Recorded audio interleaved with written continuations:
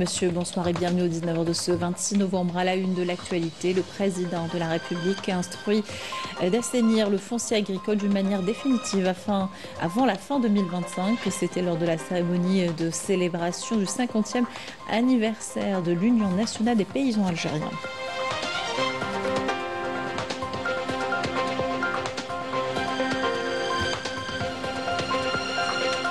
Le président de la République a salué les efforts fournis dans le domaine agricole et appelle les banques à accorder des crédits sans intérêt aux investisseurs dans le secteur. Nous l'écouterons dans quelques instants.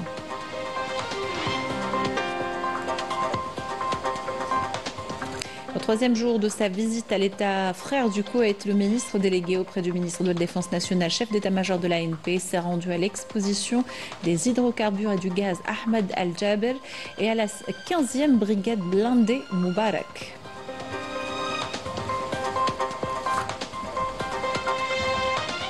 Les académies africaines des sciences réunies à Alger pour discuter de leur évolution et de leur implication dans les domaines social, économique et industriel. L'université algérienne continue de contribuer au développement du continent à travers la formation des étudiants. Illustration avec l'USTHB qui accueille 25 nationalités africaines.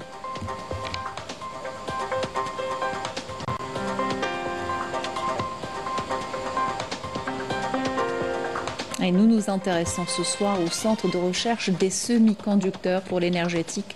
Le CRTSE a opéré sa transformation en 2012 et a pu s'imposer depuis comme un partenaire du secteur industriel. Reportage dans cette édition.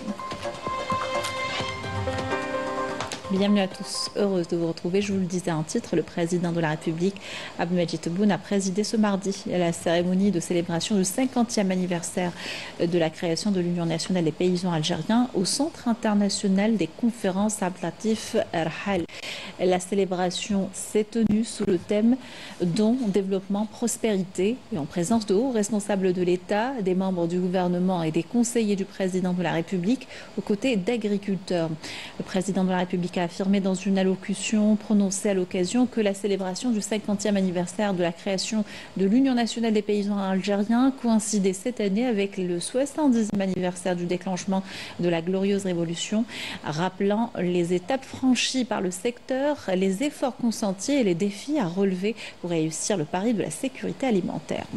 Le président de la République a instruit le gouvernement de travailler avec l'Union nationale des paysans algériens pour assainir le foncier agricole d'une manière définitive avant la fin de l'année 2025. Je vous propose de l'écouter.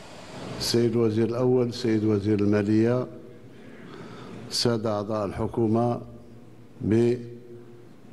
بالعمل مع اتحاد الفلاحين وكل من يهمهم الأمر سنة 2025 نحل هذا المشكل تاع العقار. الأرض اللي يخدمها يديها، اللي ما يخدمش الأرض ما تبقالوش يمشي اللي يخدمها وخلاص. Le président a donné instruction aux banques d'ouvrir leurs guichets et d'accorder des crédits sans intérêt aux investisseurs dans le stockage et la réfrigération afin d'assurer la stabilité du marché et lutter contre la spéculation. Je vous invite à l'écouter. البنوك مأمورة أمر أنها تفتح شبابيك تاعها لمن يريد يستثمر في البيوت تبريد ولا في التخزين.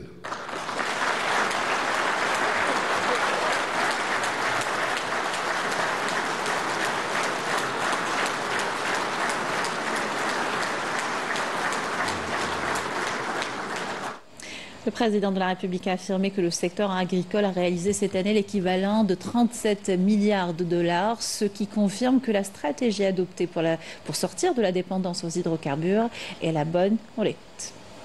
وهنا أفتح قوس لأنوه بالقدرات الإنتاجية التي وصلتها فلاحة الجزائر، حيث تجاوزت السنة هذه إنتاج يقارب 37 مليار دولار، يعني نصف، أكثر من نصف المداخيل نتاع المحروقات، وهذا يبشر بالخير وأننا في طريق الصواب، ماناش بعاد على تحرر حقيقة من وطأة المحروقات على اقتصادنا.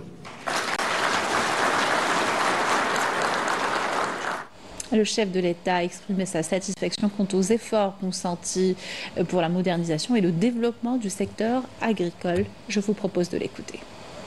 أشكر كل المستثمرين في قطاع الفلاحة الذين أدخلوا تقنيات عصرية جديدة، منهم المنظر اللي شفناه مؤخرا في المغير واللي يشرف البلاد ويبشر كذلك بمستقبل أحسن وتقدم أكثر للفلاحة الجزائرية.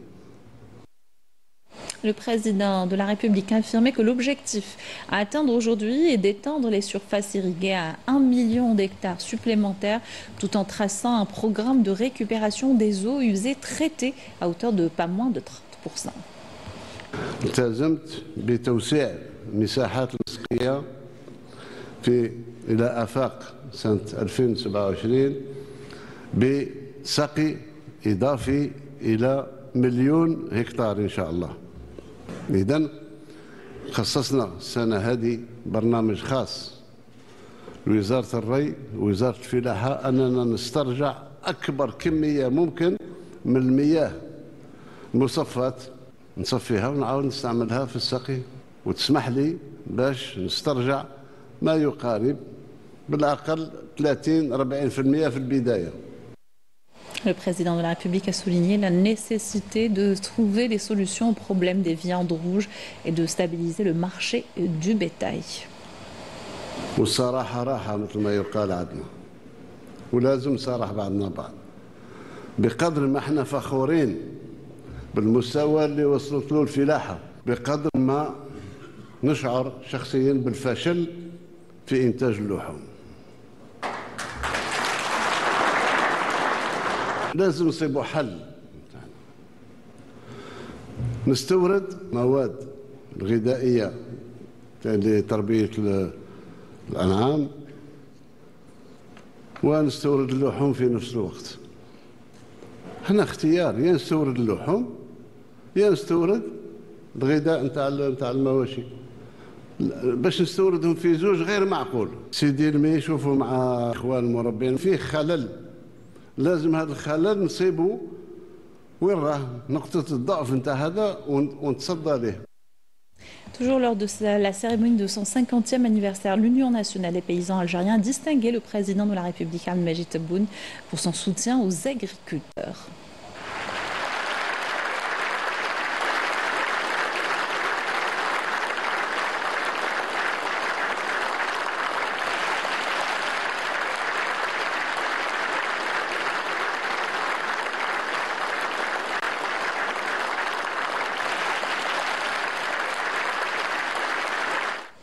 Le secrétaire général de l'Union nationale des paysans algériens a salué les efforts du président de la République visant à promouvoir le secteur agricole et à soutenir les agriculteurs. Je vous propose de l'écouter. ونشهد اليوم باسم كل الفلاحين والموالين والمستثمرين على بصمته البادية. Au nom de tous les agriculteurs, éleveurs et investisseurs, nous témoignons de votre empreinte visible dans le secteur agricole, auquel vous avez consacré une grande partie de votre programme. Aujourd'hui, nous vous exprimons nos remerciements pour tout ce que vous avez accompli pour ce secteur que nous considérons comme un catalyseur de l'économie nationale. Il contribue même à rééquilibrer la balance des paiements. Grâce à vous, les agriculteurs ont aujourd'hui la place qu'ils méritent. Et nous n'oublierons jamais votre soutien en reportant les dettes des agriculteurs en leur offrant gratuitement des semences et des engrais en vue de régulariser leur situation financière et sociale. Tout cela car vous avez considéré la production agricole et sa disponibilité comme une question de souveraineté nationale.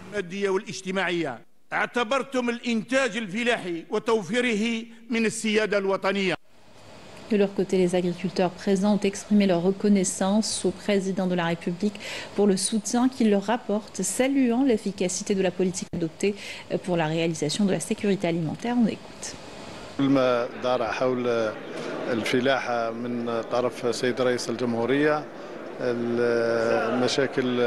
مشاكل العقار راح ان شاء الله العقار الفلاحي راح يسويه ويكون يصبح ملك، هكذا الفلاح يكون مرتاح يعني باش يكون يخدم وما يخممش على ارضه ماشي ارضه. اليوم الرئيس نشكروه فصل فيها، قررت همه وهي يعني من الطلبات تاع المهنه تاع غرف الفلاحيه ولا الاتحاد الفلاحين. دائما احنا يعني القرار يولي للمهنيين، ويشجعنا احنا شجعنا خاصه قرار تاع العقار اللي هو يعني دائما داير مشكل، والارض اللي من يخدموا. السيد رئيس الجمهوريه تمكن من مواكن الضرر والسبب نتاع التاخر تاع القطاع الفلاحي، لا بالنسبه للعقار ولا بالنسبه لقضيه التمويل المالي، لان اليوم ما كانش تنميه بدون تمويل مالي. فيما يخص الاراضي اللي من يخدموها هذا قرار في محله، لان شفنا بلي كاين اراضي راهم بور، وحنا ماذا بينا اللي يخدم يدير الاراضي، اللي ما يخدمش يخلي الاراضي ما يكونش الاحتكار على الاراضي.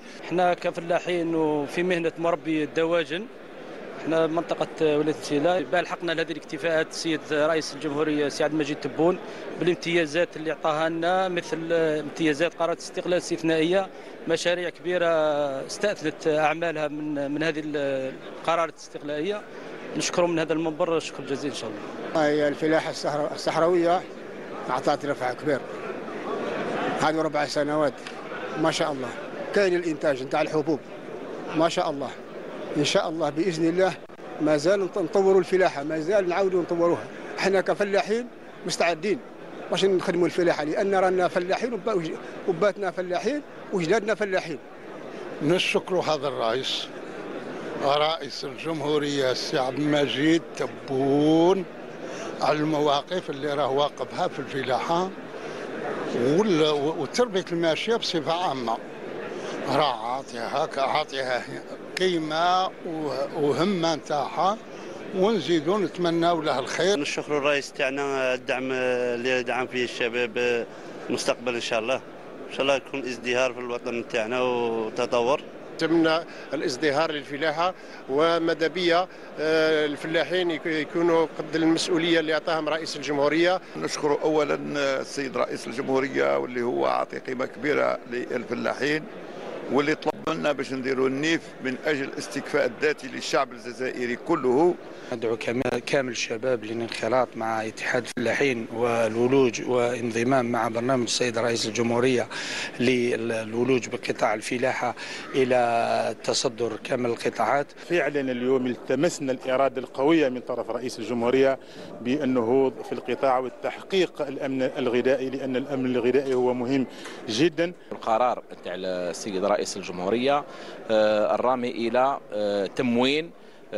تموين غرف التبريد الاستثمار، يعطيوهم دي بري بانكار في غرف التبريد، ويزيدوا يشجعوا، لانه عندنا غرف تبريد، عندنا طاقه كبيره من غرف التبريد اللي راها موجوده اليوم واللي راها متوقفه على النشاط. السيد رئيس الجمهوريه الح انها ترجع للنشاط وترافقها الاداره العموميه. احنا نثمنوها. تكلم على اللحوم، والرئيس كان يقصد اللحوم تاع الاغنام، لان احنا بلد الاغنام، لذلك لازمنا ننميو الاغنام تاعنا والتنميه تاع الاغنام تاعنا عن طريق الاعشاب.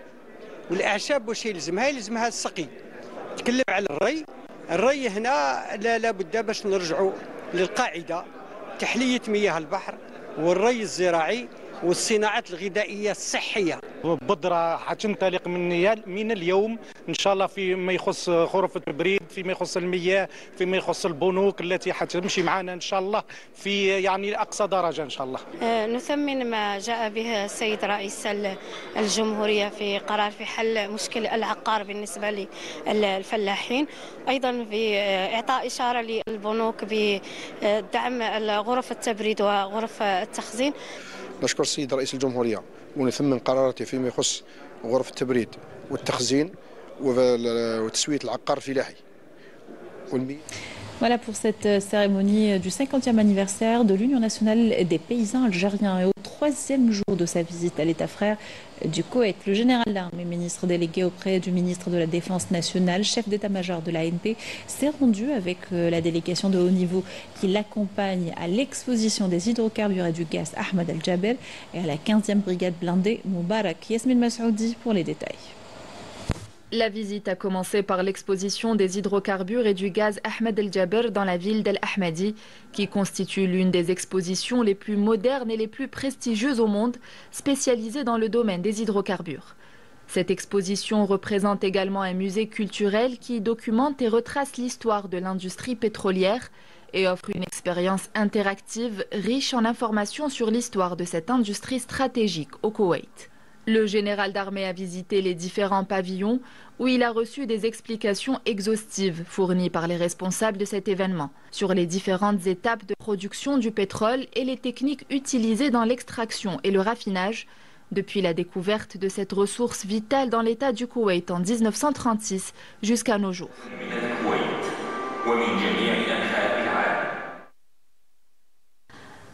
Accompagné de sa délégation, le général d'armée s'est rendu ensuite à la 15e brigade blindée Moubarak, relevant des forces terrestres koweïtiennes.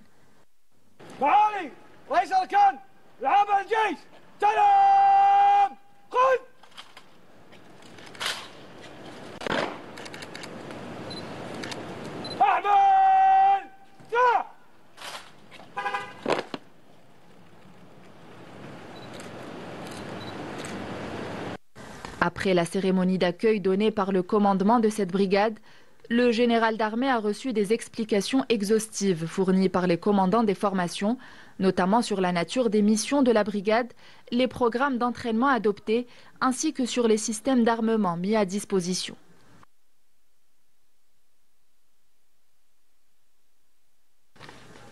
À l'issue de sa visite, le général d'armée a fait l'éloge de cette importante unité au sein des forces terrestres koweïtiennes, notamment ses compétences humaines et ses équipements et armements, avant de souhaiter tout le succès à son commandement et ses personnels.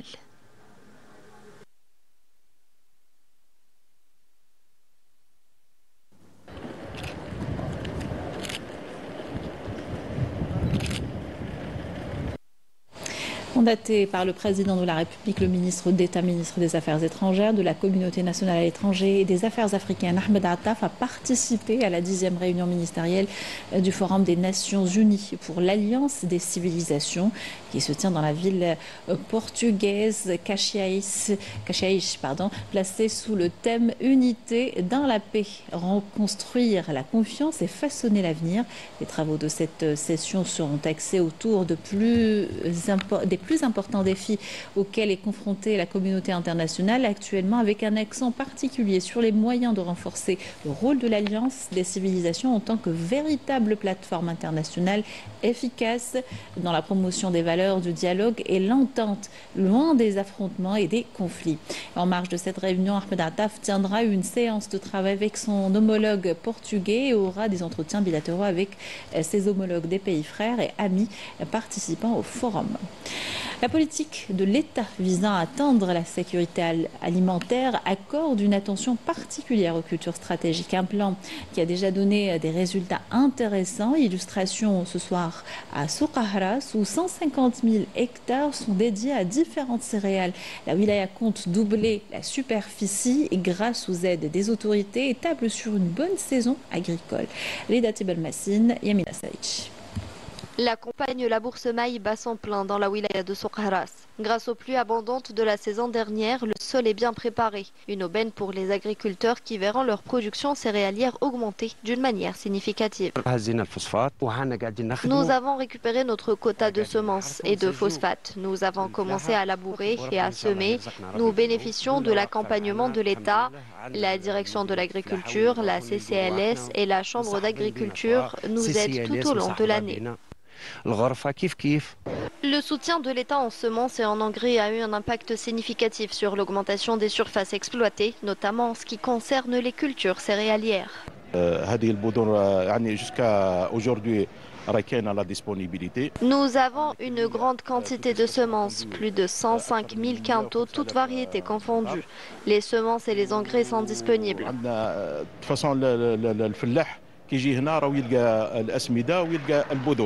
À Soukahras, tout est bien encadré pour augmenter la production de céréales, grâce aux mesures incitatives mises en place en faveur des agriculteurs. Nous avons établi un contrat d'engagement et je suis convaincu que nous allons dépasser les objectifs fixés. La superficie consacrée au blé dur dépasse les 100 000 hectares. Celle dédiée au blé tendre atteindra plus de 18 000 hectares, tandis que l'orge couvrira environ 31 000 hectares.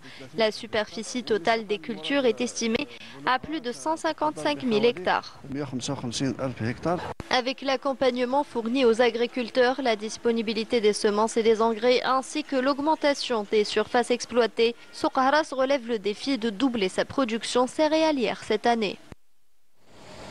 En plus de l'accompagnement des aides, plutôt des agriculteurs en fournissant des aides, le recours aux méthodes scientifiques est un impératif pour une agriculture prospère. L'itinéraire technique s'impose aux professionnels du secteur, désirant tirer le maximum du potentiel de leur culture. Explication dans ce reportage de Yanis Aïd Belkacem. L'application de l'itinéraire technique à toutes les cultures est la clé de voûte pour l'essor du secteur agricole. L'enchaînement logique et ordonné des interventions techniques culturelles permet de tirer le maximum des potentialités du milieu, du semis à la récolte. La première étape étant la sélection des bonnes semences à travers un contrôle de végétation. Il y a un numéro d'analyse qui est délivré pour l'échantillon soumis, qui est un numéro chronologique et unique pour chaque échantillon. On procède directement à la préparation d'échantillons de travail à partir d'échantillons soumis. Pour cela, il y a un diviseur arrive, donc à l'aide de ce diviseur, qui va permettre l'obtention d'un échantillon. Donc on va procéder à deux homogénéisations et une division, jusqu'à l'obtention d'échantillons de travail. Une fois certifiées, les semences de bonne valeur agronomique sont mises à la disposition des agriculteurs. Mais pour la réussite de l'itinéraire technique, le sol doit être bien préparé. Pour en savoir plus, nous sommes à Ouatsemar, dans l'une des 9 fermes des stations de plateforme de l'Institut technique des grandes cultures. La graine a besoin d'un bon lit de semences, d'une bonne préparation du lit de semences. On doit attendre les premières pluies d'automne. On sème dans les délais bien précis, d'accord. Une fois la graine est germée, elle a besoin d'un engraissement. Donc on doit faire l'apport d'azote. C'est lui qui favorise le bon talage. Donc une fois nous avons un bon talage, donc nous avons plusieurs tales, plusieurs épis, plusieurs graines. Donc c'est ce qui nous donne un bon rendement. Le respect de l'itinéraire technique offre la possibilité d'augmenter le rendement, que ce soit pour les céréales ou une production végétale quelconque, alors que son non-respect engendre une perte de rendement. A contrario, justement, si l'agriculteur n'applique pas ce bon itinéraire technique, les chutes de rendement peuvent aller jusqu'à 50%. Donc aujourd'hui, on est entre 20 et 25 quintaux dans les plateformes de semences, mais ça peut descendre jusqu'à 10-15 quintaux dans les productions de grains. Et du coup, nous perdons beaucoup en production agricole. Nous pouvons justement, si on applique le bon itinéraire technique, atteindre l'objectif national des 80 à 100 millions de quintaux. Et pour optimiser justement le rendement, l'analyse du sol est indispensable. Ces analyses de sol lui permettront de connaître le niveau de fertilité de son sol et de pouvoir choisir quels sont les engrais qu'il doit utiliser selon le type de sol et quelle est la quantité aussi d'engrais qu'il doit utiliser comme engrais de fond. Et de la même manière aussi pour les engrais de couverture. L'itinéraire technique doit être adapté selon les territoires. On ne peut pas faire un itinéraire classique de l'Est, on va l'adapter à l'Ouest. Les sols sont complètement différents, la texture est différente et le niveau de fertilité est complètement différent. La formation des agriculteurs à ce type de technique devient dès lors incontournable lorsque l'on sait que l'enjeu est une nette amélioration du rendement, ce qui mènera à assurer une sécurité alimentaire et pourquoi pas s'accaparer d'importantes parts de marché à l'international à travers une stratégie nationale de l'export hors hydrocarbures, objectif ultime des pouvoirs publics.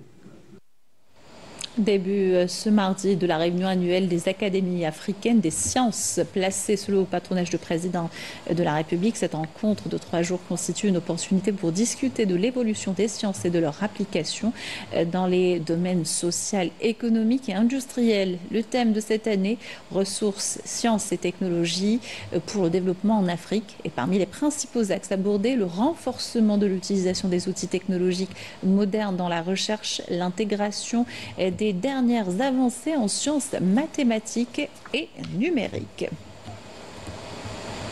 Et les universités algériennes ont toujours participé au développement du continent en accueillant des étudiants des 4 coins de l'Afrique. L'USTHB ne déroge pas à la règle. Depuis sa création, 1250 étudiants étrangers ont été diplômés de cette université dans différents niveaux. Sa formation de qualité et ses spécialités techniques et technologiques sont les points forts qui intéressent les étudiants étrangers. Reportage de Raouf Hamouche.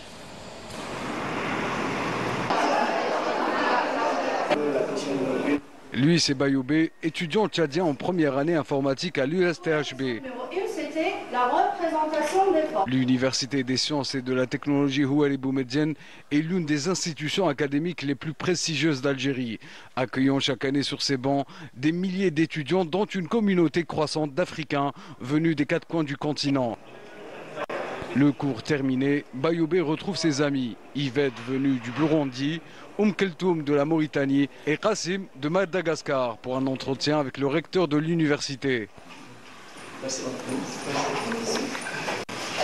Pour la plupart des étudiants africains à l'USTHB, la formation académique en Algérie est le sésame pour un avenir prometteur. Beaucoup espèrent utiliser les compétences acquises pour contribuer au développement de leur pays d'origine. L'université algérienne a une réputation à l'échelle africaine, peut-être même à l'échelle internationale. Et moi, personnellement, je suis très satisfait de l'enseignement que j'ai reçu ici en Algérie. Les profs, ils sont tous sympas, ils expriment, ils sont très compréhensibles. La suite, bien sûr, si j'ai l'opportunité encore de profiter de l'expérience avec la société algérienne, je peux continuer encore l'expérience ici après l'obtention de mon doctorat. Mais après, je dois retourner au pays de servir aussi mon pays. On a déposé les documents, donc ils avaient fait une demande pour les étudiants qui veulent poursuivre des études à l'étranger. Donc ils ont donné l'Algérie et les autres pays. Moi j'ai choisi l'Algérie parce que l'Algérie me plaît. Donc c'est pour ça que je suis là pour poursuivre mes études. Je vais découvrir beaucoup de choses ici en Algérie. Je suis titulaire d'un master en biotechnologie dans mon pays, en Mauritanie. Aujourd'hui, j'ai choisi l'Algérie pour mon doctorat, ici, à l'USTHB. C'est l'une des meilleures dans le continent. L'Algérie demeure une destination de choix en matière de formation supérieure. Les étudiants africains sont attirés par la qualité de l'enseignement et les opportunités de spécialisation qu'offre entre autres l'USTHB. Nous avons formé depuis donc, la création de l'USTHB pratiquement 1000 diplômés en graduation, c'est-à-dire quand je dis graduation, donc tout ce qui est licence, master, ingénieur, DES, donc même les anciens diplômes. Et puis 250 étudiants quand même en post-graduation, c'est-à-dire en magistère et en doctorat. Et c'est quand même assez conséquent, 250, parce que c'est quand même des étudiants qui ont travaillé dans les laboratoires algériens, donc qui ont donc participé à des projets de recherche au niveau de l'université. Alors bien sûr, l'USTHB ne se contente pas de former uniquement des cadres nationaux, mais aussi elle forme donc des cadres internationaux et particulièrement donc des cadres africains. Et bien sûr, elle assume quand même un rôle, je dirais, de leader dans l'effort, c'est-à-dire parce que en fait c'est une participation à l'effort du développement de notre continent, le continent africain. Tout à l'heure j'ai parlé des chiffres de diplômés. Nous avons plus de 25 nationalités qui sont chez nous, c'est-à-dire qu'il n'y a pas uniquement des étudiants francophones, mais nous avons aussi des étudiants anglophones, des étudiants aussi lusophones, puisque nous avons des Mozambicains au niveau de notre université. Donc, il y a des bourses d'études qui sont offertes donc, par l'Algérie aux pays avec lesquels nous avons donc des relations. Et ensuite, bien sûr, les étudiants soumettent leurs demandes. Et les meilleurs, il y a un tri, il y a une sélection. L'Algérie s'est toujours engagée à partager ses expériences et à les échanger avec les pays africains afin de promouvoir le secteur de l'éducation et de l'enseignement. Chaque année, plus de 2000 bourses d'études et 500 bourses de formation sont octroyées à ses frères africains.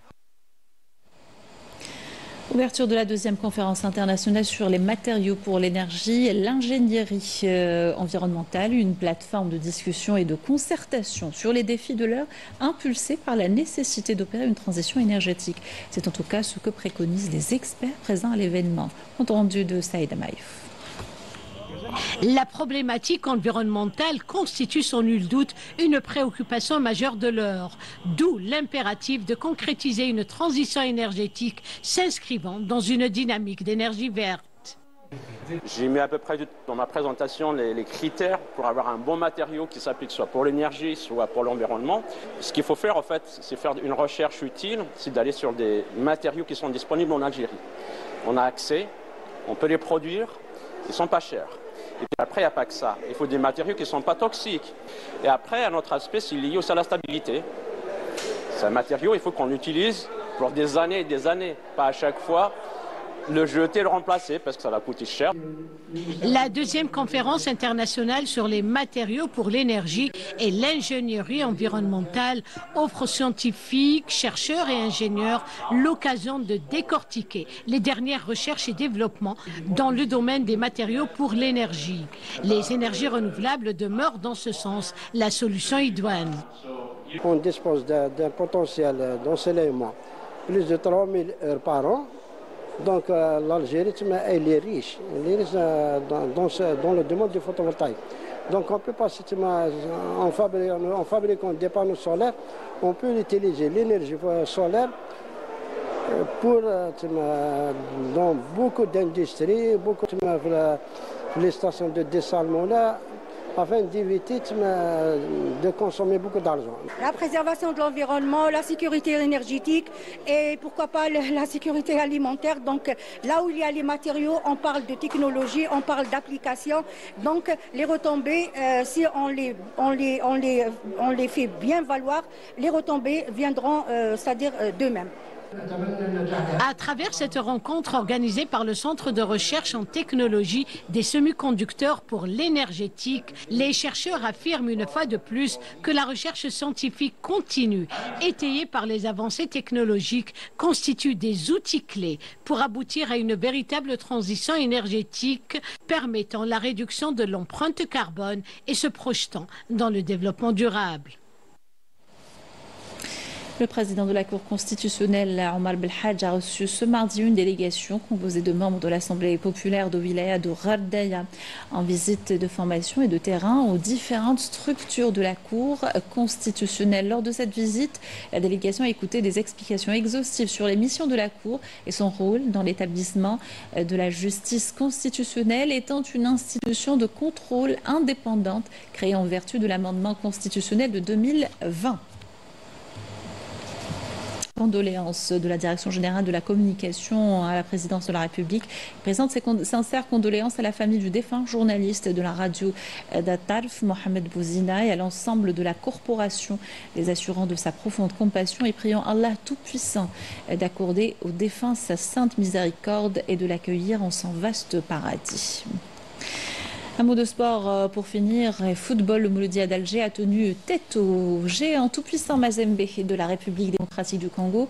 Match comptant pour la première journée de la phase de poule de la Ligue des champions africaine et qui s'est soldé par un score vierge 0 partout. Ce résultat permet au Mouloudia de revenir avec un point précieux de Lubumbashi.